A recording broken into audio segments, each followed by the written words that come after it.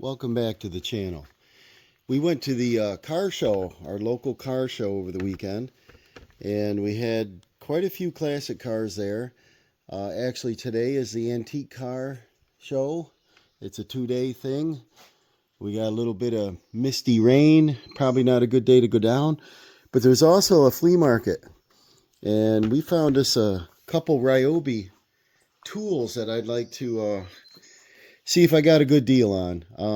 I'm not sure exactly what price I paid on this because I did a package deal, but I have this little 7 1/4 sliding compound saw, and it works really good. It's really light, doesn't weigh anything.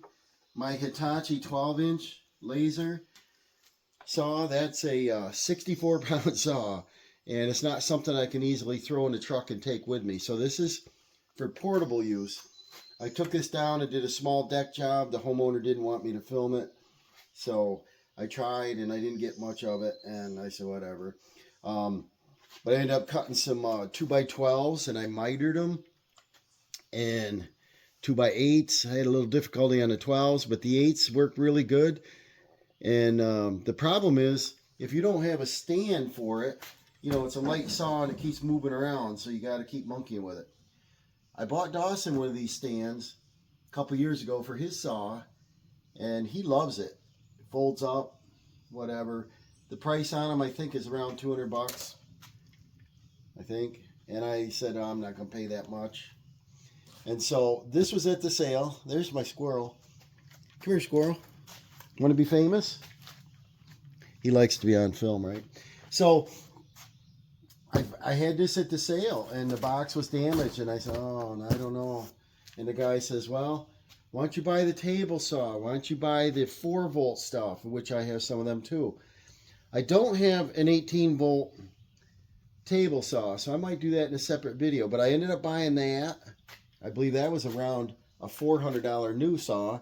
This, I think, was $179 to 2 something. Depends on where you get it from. And the 4-volt stuff ranges. I got a little cutoff saw, a drill, a Dremel, that kind of stuff, a bunch of batteries, a charger. But I did a package deal, and I thought it was really reasonable. So what I want to do is assemble this stand. Hopefully all the parts are there. I opened it a little bit, and some of these fell out, so I'm hoping it's all there. Say hi. You want to go in for your Scooby snack? Every 20 minutes he likes to go in and then come right back out. So I want to open this up. We kind of tore the box apart down there, and the guy gave me a little duct tape. It looks like it's all there. It had the instructions, so if we're missing a couple nuts or bolts, I think we can handle that. I just wanted to make sure that the clamp assembly, the extensions, and everything was there. So I'll get all this out, lay it out, and see what we need to put it together.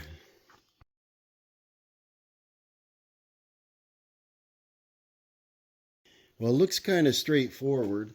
Most of it's assembled on the base, and this is pretty nice material. It's got, probably got it backwards because the name on this side.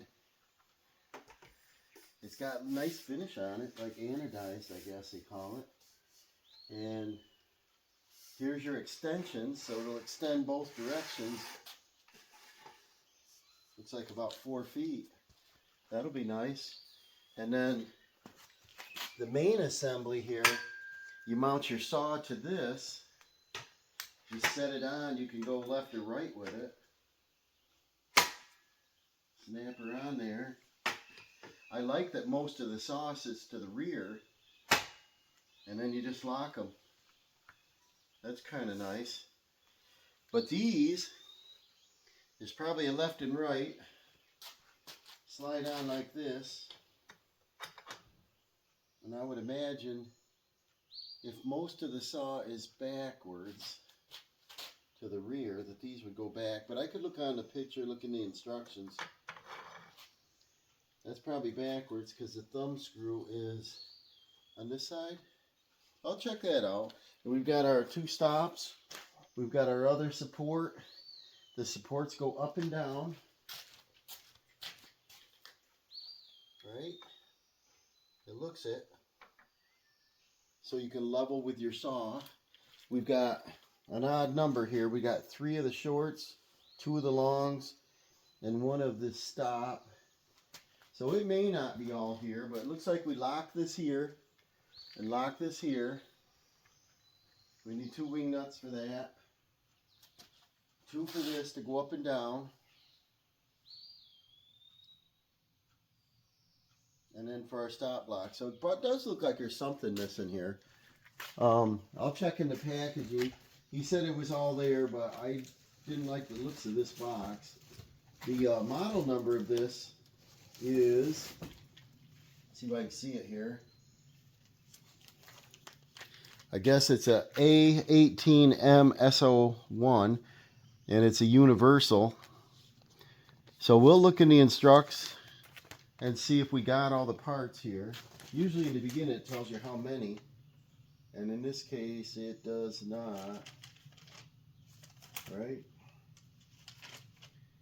I glanced at it quick when I opened this up and I said, it looks like there's one missing. Yeah, there's a length adjustment, an extension rail, and a stop. The stops aren't as important to me, but they look like they're like 1/4 20s, or I gotta check the size on them. It's probably not too hard, and I think I got a couple of these off another tool. So let me briefly look through the instructions so I put it together proper. So I think what I should do is set this saw up here first, line it up on my marks, put some bolts in it, line up our saw where I think it's going to balance well on the frame. Then when I put my end stops on, I can line them up exactly where it goes and check my height. And then I think once I get them checked and set with a straight edge, I probably will never be moving them. This is the only saw that I'll be placing on it. And I think what I like about the stand is it folds up. I can put it against the wall. And the saw is just quick connects. And we can, just pop it off in there. And I believe the quick connects, you can sit them flat on the floor, or a table, and you can use it without being on the stand. So you don't have to disconnect them from the saw every time. So that's kind of slick. And there are some bolts missing. There was a little handful of bolts, but I believe there's a couple bolts missing for hooking the saw down, and I think a couple of the wing nuts. So I'll hunt up the rest of the hardware. I'm sure I got that stuff. And we'll get this thing put together. Alright, so I put 2 bolts up here so far, right through. I lined the saw up straight with this back rail. It doesn't tilt, doesn't lean. Looks good. When you use your board, it's going to be on the front side. The angle looks good. I think everything's going to work out good on that. Now what I want to move on to is putting these height adjusters on. And I want to line them up. They'll go on different directions, but line them up probably this way so that it'll definitely catch all the wood that you put on. The stops are the ones that are missing the bolts, and they're a through bolt through here, so they're going to need like a 2-inch. And I think I got some. And I want to put the stop bolts on here. Let me grab them.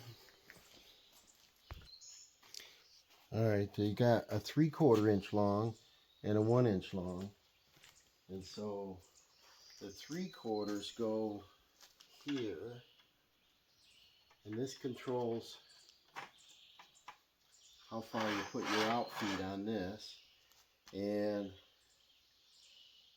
one of those are missing. The longer ones go on the back side here. And this will lock down your extension.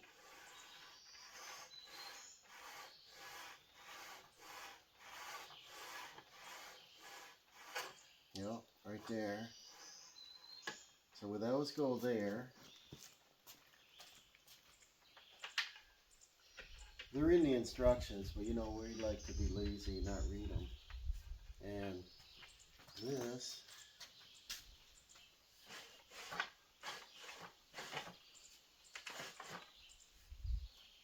we'll lock that down. And then this shorter one locks that down. And I've got one more short one goes over here. Right there.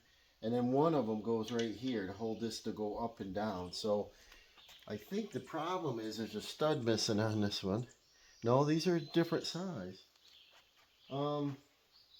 These probably go up here, and that's a missing bolt, I bet you. And this one goes, trying to read the instructions again. 1, 2, 3, 4, 5. I think there's one missing here. You look that up. Okay, I put our thumb screws on, what we had of them, and there is one that's not correct. I don't know where that goes. It doesn't show. We had this bolt missing, and this is your end stops. So if you want to do repeat cuts. But I had a 1/4 carriage bolt. That's the right length. And what else? Anything else? This thumb screw on this side that does the adjustment up and down, I had to put a 5/16 bolt in it. I had that. So 2 thumb screws, we got one here, and then these 2 up here are supposed to be thumb screws. I think I have a couple of them. They're like this, but this isn't threaded all the way through, and you can just spin it on and be a quick nut. So either I get them, which isn't much, or just have a little wrench in my toolbox with me. I can loosen up this nut. I put a lock washer and a garage door nut, which has a washer head, so they grip nice, and that'll slide these up and down. And so this should move in and out. Now I'm a right-handy, so I do this. I usually put my material on the left-hand side. I have done it on this, but it's awkward for me. So if I get a thumb screw, I'll use it on this side. And let's see here. So this will slide in, and that'll slide in. A lot of your material that are, 2 foot long or something, this is usually large enough to hold it. Our saw, just flip these 2 up, comes right off. You can condense it by turning it in, and then put it down, slide it, whatever. I realize it's not a manly big saw. This thing is awesome for doing decking, trim, baseboard, crown molding, all that smaller stuff. I did, because it's a slide, this will do big stuff. It just doesn't have the power, so I'd recommend come down, bring it down again, take your time with it, and it works. So let's see, I'll throw a level on here and see how close it is. Doesn't have to be level, but the level is straight. I want to see how straight this is to see if these need adjusting. And it looks pretty close right now. So if I extend this out, well, there's no air gap. I like it. So I could throw an 8-foot board on there. Let's see what this side looks like. This has a slight gap. So we can slide this one just up and down. Let me slide it out, see what it looks like.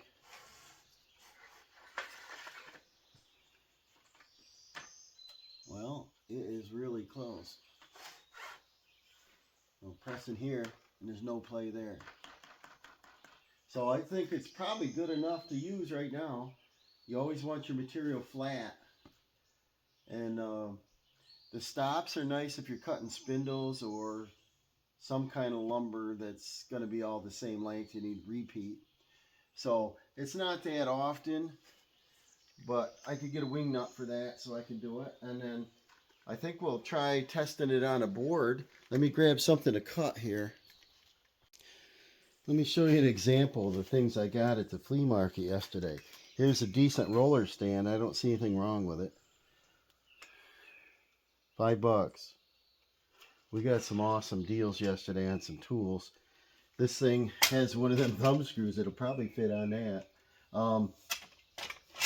But you can put this out on the end if you got some super long stuff. If I'm cutting 16s, I use these. I got a couple Craftsman's, but I don't know what brand this is. It's yellow. I doubt it's a DeWalt, but I don't know. $5. But anyways, let's just take a piece of scrap. This is a 2x2 from something. That end's kind of boogered up. So's this one, so it doesn't matter. We'll cut it like a 45 on it, test our saw out, and see what we get.